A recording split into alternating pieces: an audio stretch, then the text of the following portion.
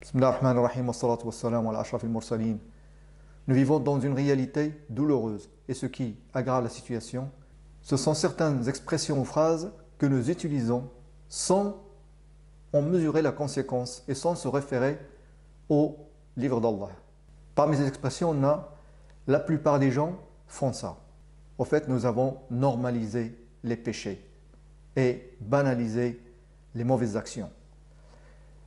En fait, à chaque fois que vous voulez conseiller quelqu'un que vous connaissez, en lui disant par exemple pourquoi toutes ces dépenses inutiles de la musique, la danse pendant un mariage, il répondra.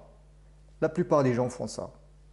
Et si on dit à quelqu'un pourquoi tu bois de l'alcool, pourquoi tu mens, pourquoi tu donnes la corruption, il dira parce que la plupart des gens font ça. Ainsi, lorsqu'une personne ne respecte pas ce que Allah a recommandé, donc elle donne la corruption, elle ment, elle fait l'adultère, elle harcèle les femmes, elle triche, il cherche une excuse pour un dicton sans fondement qui dit la plupart des gens le font. Mais si nous allons dans le Coran, que trouvons-nous concernant ce dicton et ces paroles? Dans le Coran, l'expression la plupart des gens est suivie toujours par la ya'lamoun, ne savent pas, la yu'minoun, ne croient pas, la yashkurun, ne sont pas reconnaissants, illa kafura, s'obstinent à être mécréants. Voilà ce qui est pour la plupart, car ce sont toujours les minorités qui sont sur la bonne voie.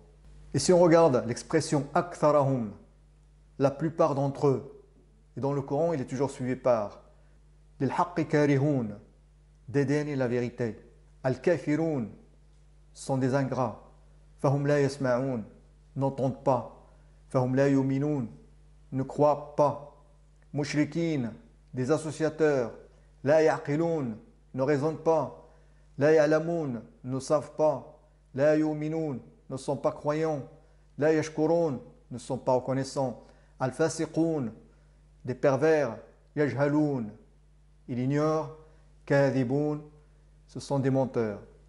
Donc les gens ne devraient pas être trompés par le nombre de personnes qui font quelque chose. Et l'abondance n'est pas une mesure de la véracité. Une personne doit respecter les limites fixées par Allah, même si elle est toute seule, et elle doit suivre le droit chemin, même s'il n'y a personne avec.